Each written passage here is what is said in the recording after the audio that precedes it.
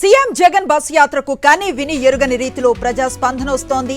గన్నవరం చరిత్రలో ఎప్పుడూ లేని విధంగా సీఎం జగన్ కు ఘన స్వాగతం పలికారు అక్కడి ప్రజలు. సీఎం జగన్ రాకతో గన్నవరం జన సంద్రమైంది. ఇసుకేస్తే రాలనంతగా జనం పోటెత్తారు. సీఎం జగన్ కు దారి పొడవునా జన నీరాజనాలు పలికారు. హారతులు పువ్వులతో బ్రహ్మరథం పట్టారు. తమ అభిమాన నేతను చూసేందుకు ఉప్పెనలా పోటెత్తారు జనం. దాడులతో ప్రయాణాన్ని ఆపలేరన్నారు సీఎం జగన్. ధైర్యంతో అడుగులు ముందుకేద్దామని పార్టీ నేతలకు సూచించారు ఆయన. దేవుడి దయ, ప్రజల ఆశీర్వాదం ఉన్నాయని నాయకులతో అన్నారు. ఎవరూ అధైర్యపడాల్సిన అవసరం లేదన్నారు. కృష్ణా జిల్లా కేసరపల్లి స్టే పాయింట్ వద్ద సీఎం జగన్ ను కలిశారు వైఎస్ఆర్సీపీ కీలక నేతలు. ముఖ్యమంత్రి నుదిటి గాయంపై వాకప్ చేశారు. సీఎం యోగక్షేమాలను స్వయంగా అడిగి తెలుసుకున్నారు. సీఎం జగన్ పై దాడి ఘటన అనంతరం పోలీసులు మరింత అప్రమత్తమయ్యారు. ఆయనకు భద్రతను పెంచడంతో పాటు ఆయన ప్రయాణించే వాహనానికి ముందు 2 సీసీ కెమెరాలు కొత్తగా ఏర్పాటు చేశారు. సీఎం జగన్ కాన్వాయ్లో బస్సుకు ముందు ఈ కెమెరాలు ఏర్పాటు చేశారు. సీఎం జగన్ బస్సుపై ఎక్కి ప్రజలకు అభివాదం చేస్తూ ఉన్న సమయంలో 360 డిగ్రీల్లో దృశ్యాలను ఈ కెమెరాలు రికార్డు చేస్తాయి. సీఎం జగన్ పై హత్యాయత్నం కేసులో దర్యాప్తు ముమ్మరంగా సాగుతోంది. సీసీ కెమెరాలు, సెల్ టవర్స్ లొకేషన్స్ ఆధారంగా పోలీసుల విచారణ కొనసాగుతోంది. స్థానికుల ద్వారా సమాచారం సేకరిస్తున్నారు పోలీసులు. సీఎం జగన్ పై దాడికి సంబంధించి 6 పోలీస్ బృందాలు దర్యాప్తు చేస్తున్నాయి. సైబర్ ల్యాబ్ లో బస్సు యాత్ర ఫుటేజ్ ను క్షుణ్ణంగా పరిశీలిస్తున్నారు. క్లోజ్ టీమ్ సమాచారం కీలకంగా మారబోతోంది. ఢిల్లీ లిక్కర్ స్కామ్ కు సంబంధించి సిబిఐ కేసులో బీఆర్ఎస్ ఎమ్మెల్సీ కవితకు జ్యుడిషియల్ కస్టడీ విధించింది రౌజ్ అవెన్యూ కోర్టు. ఈ నెల 23 వరకు జ్యుడిషియల్ రిమాండ్ ను పంపింది. కవిత కస్టడీ ముగియడంతో ఆమెను కోర్టులో హాజరుపరిచారు సిబిఐ అధికారులు. 14 రోజుల జ్యుడిషియల్ రిమాండ్ కు పంపాలని విజ్ఞప్తి చేశారు. దీంతో ఎమ్మెల్సీ కవితకు 8 రోజుల జ్యుడిషియల్ కస్టడీని విధించింది Rouse Avenue court. Court room వద్ద కీలక వ్యాఖ్యలు చేశారు ఎమ్మెల్సీ కవిత. ఇది సిబిఐ కస్టడీ కాదు, బీజేపీ కస్టడీ అన్నారు. బయట బీజేపీ అడిగిందే లోపల సిబిఐ అడుగుతోందని, 2 ఏళ్లుగా అడిగిందే అడుగుతున్నారని వ్యాఖ్యానించారు. కాగా కోర్టు రూమ్ వద్ద కవిత మీడియాతో మాట్లాడటంపై ఆగ్రహాన్ని వ్యక్తం చేశారు స్పెషల్ జడ్జి కావేరి భవేజా. మరోసారి ఇలా చేయొద్దని హెచ్చరించారు. నేటితో Delhi CM Kejriwal judicial custody ముగియనుంది.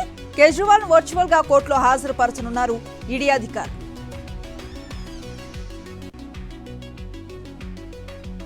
Hyderabad లో బీజేపీ రైతు దీక్షను చేపట్టింది. ప్రశ్నిస్తున్న తెలంగాణ పేరుతో కేంద్ర మంత్రి కిషన్ రెడ్డి ఆధ్వర్యంలో ఆందోళన కార్యక్రమాన్ని చేపట్టారు. వివిధ జిల్లాలకు చెందిన బీజేపీ నేతలు ఆందోళనలో పాల్గొన్నారు. గుంటూరు జిల్లా కొత్తరెడ్డిపాలెంలో అంబటి మురళీకృష్ణ ఎన్నికల ప్రచారాన్ని నిర్వహించారు. ఫ్యాన్ గుర్తు కోటేసి మళ్లీ జగన్మోహన్ రెడ్డినే ముఖ్యమంత్రిని చేసుకోవాలని పిలుపునిచ్చారు. వైఎస్ఆర్సీపీ గెలుపు కోసం ప్రతి ఒక్కరూ కృషి చేయాలన్నారు అంబటి మురళీకృష్ణ.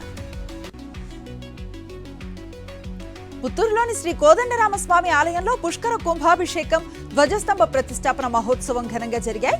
మంత్రి ఆర్కే రోజా, సెల్వమణి దంపతులు ఈ ఉత్సవాల్లో పాల్గొన్నారు. మంత్రికి ఆలయ అర్చకులు పూర్ణ కుంభంతో ఘన స్వాగతం పలికారు. ముందుగా ఆలయంలో ప్రత్యేక పూజల్లో పాల్గొని ధ్వజస్తంభాన్ని ప్రతిష్ఠించారు. అన్నమయ్య జిల్లా సదుం సంగమేశ్వర ఆలయంలో ఎమ్మెల్యే పెద్దిరెడ్డి ద్వారకానాథ్ రెడ్డి ప్రత్యేక పూజలు నిర్వహించారు. సీఎం జగన్ కొస్తూ ఉన్న ప్రజాదరణను చూసి ఓర్చుకోలేకే దుష్ట శక్తులు దాడులకు పాల్పడ్డాయని ఆరోపించారు. గడప గడపకు జగనన్న ప్రభుత్వం అందించిన సంక్షేమాన్ని వివరిస్తూ మరోసారి గెలిపించాలని కోరారు ఎమ్మెల్యే ద్వారకానాథ్ రెడ్డి. నిజాయితీ, నిబద్ధతే వైఎస్ఆర్సీపీ సిద్ధాంతం అన్నారు విశాఖ ఉత్తర నియోజకవర్గ ఎమ్మెల్యే అభ్యర్థి కేకే రాజు. సీతమ్మధార ప్రధాన రహదారి వద్ద వార్డు కార్పొరేటర్ సారిపల్లి గోవింద్ ఆధ్వర్యంలో ఏర్పాటు చేసిన ఎన్నికల కార్యాలయాన్ని ఆయన ప్రారంభించారు. ప్రజా సంక్షేమమే ధ్యేయంగా పనిచేస్తున్న సీఎం జగన్ ను దాడులతో అడ్డుకోలేరని స్పష్టం చేశారు కేకే రాజు. సీఎం జగన్ పై జరిగిన దాడిని తీవ్రంగా ఖండిస్తున్నామని శ్రీకాకుళం జిల్లా ఇచ్చాపురం ఎమ్మెల్యే అభ్యర్థి పిరియా విజయ అన్నారు. మేమంతా సిద్ధం, బస్సు యాత్రకు వచ్చే ప్రజల ఆదరణను చూసి ఓర్వలేక ఇలాంటి దాడులు చేయడం బాధాకరమన్నారు. ముఖ్యమంత్రి వైఎస్ జగన్మోహన్ రెడ్డి ఆయనపై దాడిని శాసనమండలి చైర్మన్ కొయ్య మోషన్ రాజ్ ఖండించారు. సీఎం జగన్ పై భౌతిక దాడి చేయడం చాలా దురదృష్టకరమన్నారు. అన్ని రాజకీయ పార్టీలు ప్రచారం చేసుకునే అవకాశం ఉండాలన్నారు. ఇలాంటి దాడులు మున్ముందు జరగకూడదని అభిప్రాయపడ్డారు. సీఎం జగన్ పై జరిగిన దాడిని తీవ్రంగా ఖండించారు పశ్చిమ గోదావరి జిల్లా భీమవరం ఎమ్మెల్యే గ్రంథి శ్రీనివాస్. సీఎం వైఎస్ జగన్మోహన్ రెడ్డి సిద్ధం బస్ యాత్రలో జరిగిన దాడి చాలా హేయమైన చర్య అన్నారు. చంద్రబాబు, పవన్ కళ్యాణ్ హింసా రాజకీయాలను ప్రోత్సహిస్తున్నారని విమర్శించారు. సీఎం జగన్మోహన్ రెడ్డిపై జరిగిన దాడిని పరుచూరు వైఎస్ఆర్సీపీ అసెంబ్లీ అభ్యర్థి ఎడం బాలాజీ తీవ్రంగా ఖండించారు. దాడిని ప్రతిపక్షాల హేయమైన చర్యగా ఆయన అభివర్ణించారు. పరుచూరు బొమ్మల సెంటర్లో నల్ల బ్యాడ్జీలు ధరించి నిరసన తెలిపారు. దాడికి పాల్పడ్డ వారిని కఠినంగా శిక్షించాలని బాలాజీ డిమాండ్ చేశారు. సీఎం జగన్ పై జరిగిన హత్యాయత్నాన్ని ఖండిస్తున్నామని శ్రీ సత్యసాయి జిల్లా కదిరి వైఎస్ఆర్సీపీ ఎమ్మెల్యే అభ్యర్థి మక్బుల్ అన్నారు. ప్రజలు బ్లాక్ డేగా పరిగణిస్తున్నారని చెప్పారు. చంద్రబాబుకు ప్రజలు ఓట్లతో బుద్ధి చెప్తారని తెలిపారు. సీఎం జగన్ కు వస్తూ ఉన్న ప్రజాదరణను చూసి ఓర్వలేక చంద్రబాబు దాడులు చేయిస్తున్నారని విమర్శించారు. అనకాపల్లి జిల్లా పరవాడలో జనసేన నాయకులు గూండాగిరితో రెచ్చిపోయారు. భరణికంలో వైఎస్ఆర్సీపీ అభ్యర్థి అన్నంరెడ్డి అదీప్ ఎన్నికల ప్రచార సభలో గందరగోళం సృష్టించారు. ఎన్డీఏ ప్రచార రథంలో అధిక శబ్దంతో దూసుకొచ్చారు. ప్రచారానికి ఆటంకం ఏర్పడటంతో ఆదిప్ రాజు అసహనాన్ని వ్యక్తం చేశారు. ఈ ఘటనపై ఎన్నికల అధికారులకు ఫిర్యాదు చేస్తానని తెలిపారు. ఏపీలో ప్రతిపక్ష పార్టీల తీరుపై సర్వత్రా విమర్శలు వ్యక్తం అవుతున్నాయి. సీఎంపై హత్యాయత్నం ఘటనను డ్రామా అనటంపై ప్రజల ఆగ్రహాన్ని వ్యక్తం చేస్తున్నారు. అన్నింటా రాజకీయాలు చేయటం తగదని హెచ్చరిస్తున్నారు.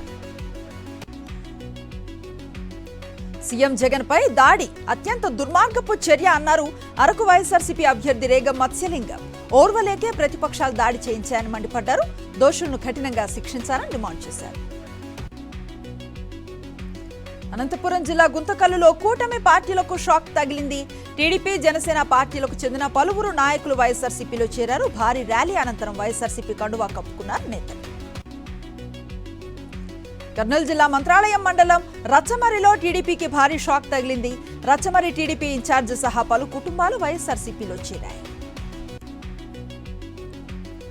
పల్నాడు జిల్లా తొండపి గ్రామంలో వైఎస్ఆర్సీపీ శ్రేణులపై టీడీపీ కార్యకర్తలు దాడికి దిగారు. ఎన్నికల ప్రచారాన్ని ముగించుకుని ఇళ్లకు వెళ్లే క్రమంలో టీడీపీ, వైఎస్ఆర్సీపీ కార్యకర్తల మధ్య ఘర్షణ జరిగింది. ఈ ఘటనలో 4 వైఎస్ఆర్సీపీ కార్యకర్తలకు గాయాలు కాగా ఆసుపత్రికి తరలించారు. ఉద్రిక్తతల దృష్ట్యా గ్రామంలో పోలీస్ పికెట్ను ఏర్పాటు చేశారు. భద్రాచలం శ్రీ సీతారామచంద్ర స్వామి ఆలయంలో శ్రీరామనవమి కళ్యాణ బ్రహ్మోత్సవాలు ఘనంగా జరుగుతున్నాయి. ఇవాళ వేడి మండపంలో అగ్ని ప్రతిష్ఠ కార్యక్రమం ఘనంగా నిర్వహించారు. భక్తులు పెద్ద సంఖ్యలో పాల్గొని గరుడ ప్రసాదాన్ని స్వీకరించారు.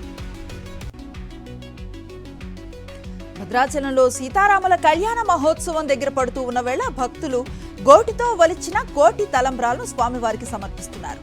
తూర్పుగోదావరి జిల్లా కోరుకొండకు చెందిన శ్రీకృష్ణ చైతన్య సంఘం అధ్యక్షుడు కళ్యాణ అప్పారావు ఆధ్వర్యంలో సుమారు 200 మంది భక్తులు రామయ్యకు గోటి తలంబ్రాలను సమర్పించారు.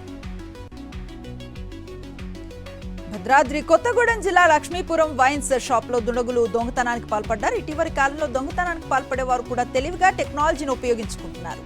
రాత్రి లక్ష్మీపురం వైన్ షాప్ లో దొంగతనానికి వచ్చిన దుండగులు సీసీ కెమెరాల్లో రికార్డు అవ్వకుండా ముందుగా సీసీ కెమెరాలను పక్కకి తిప్పేశారు. మద్యం తాగినంత తాగి మిగిలింది ఎత్తుకుపోయారు.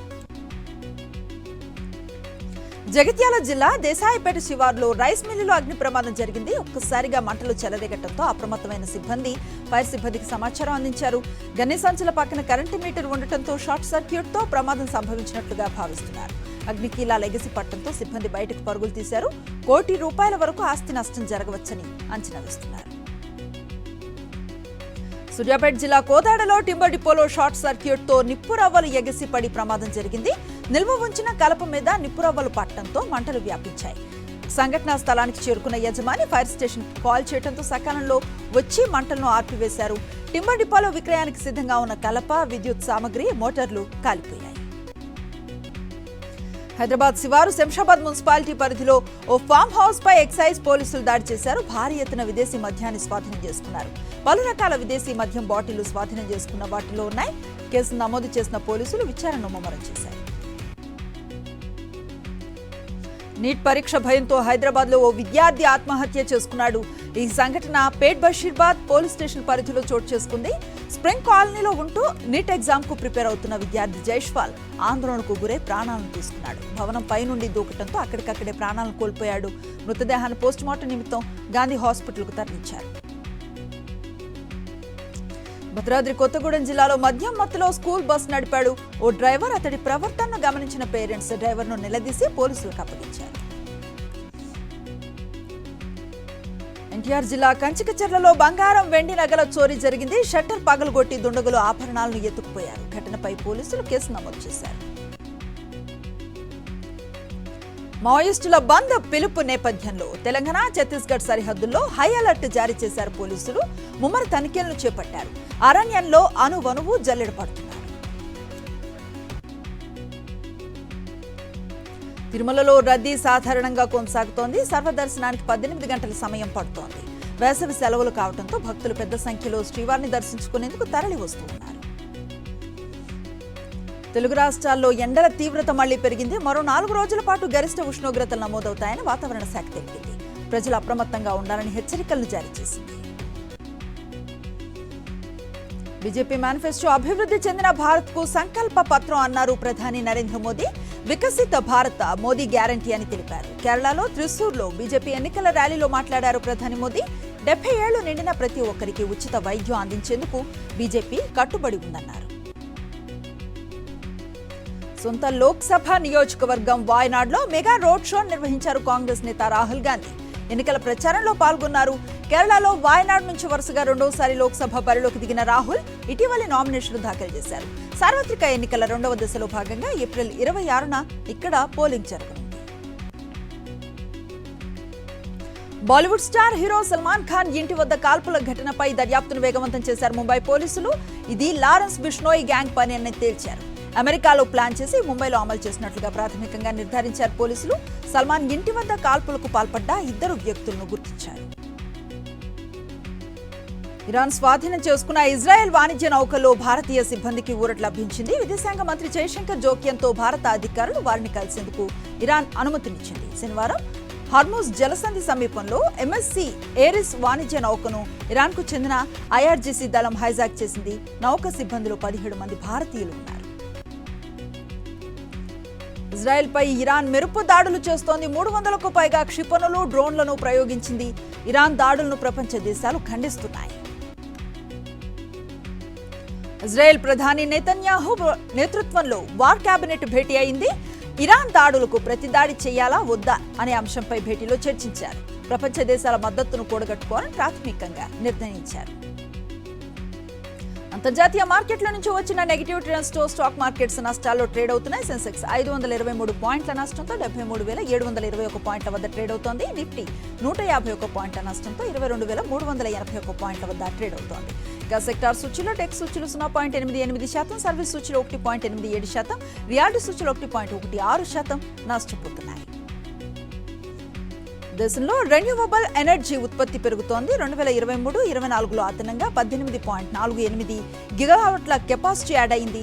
ఇది అంతకుముందు ఆర్థిక సంవత్సరంలో యాడ్ అయిన 15.27 గిగావాట్లతో పోలిస్తే 21% ఎక్కువ.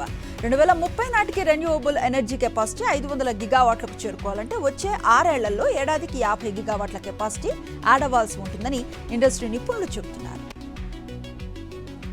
కిందటి ఆర్థిక సంవత్సరంలో అదానీ గ్రూప్ కంపెనీలు చేసిన ఎల్ఐసి పెట్టుబడులు 59% రిటర్న్ వచ్చాయి. హిండెన్బర్గ్ రిపోర్ట్ నష్టాల నుంచి అదానీ గ్రూప్ షేర్స్ రికవరీ అవుతున్న విషయం తెలిసిందే. 7 అదానీ గ్రూప్ కంపెనీల్లో ఎల్ఐసి పెట్టుబడుల విలువ 2023 మార్చి 31 నాటికి 38,471 కోట్లుగా ఉంటే 2024 మార్చి 31 నాటికి 61,210 కోట్లకు చేరుకుంది. రియల్ ఎస్టేట్ రంగంలో పెట్టుబడులు తగ్గుతున్నాయి. జనవరి మార్చి మధ్య స్థిరాస్తి రంగంలో సంస్థాగత పెట్టుబడులు వార్షికంగా 55% తగ్గి సుమారు 4,580 కోట్లకు పరిమితమయ్యాయని అంతర్జాతీయ ప్రాపర్టీ కన్సల్టెంట్ వెస్టియన్ నివేదిక వెల్లడించింది. దేశీయ ఇన్వెస్టర్స్ భారత స్థిరాస్తి రంగంపై సుమారు 4,490 కోట్ల పెట్టుబడులు పెట్టారు. ఐపీఎల్లో ఇవాళ ఆసక్తికర పోరు జరగనుంది. బెంగళూరుతో హైదరాబాద్ సన్ రైజర్స్ తలబడబోతోంది. బెంగళూరు వేదికగా రాత్రి 7:30 మ్యాచ్ ప్రారంభం కానుంది. రోహిత్ శర్మ సరికొత్త రికార్డును సృష్టించారు. టీ20 ఫార్మాట్లో 500 సిక్సర్లు కొట్టిన భారత ప్లేయర్గా ఘనతను సాధించారు. ముంబై కెప్టెన్ హార్దిక్ పాండ్యాపై మాజీ క్రికెటర్స్ విమర్శలు గుప్పిస్తున్నారు. ఆర్డినరీ కెప్టెన్సీ, ఆర్డినరీ బౌలింగ్ అంటూ కామెంట్స్ చేస్తున్నారు. ఐపీఎల్లో హార్దిక్ పేలవమైన ప్రదర్శనపై సీనియర్స్ గుర్రుగా ఉన్నారు.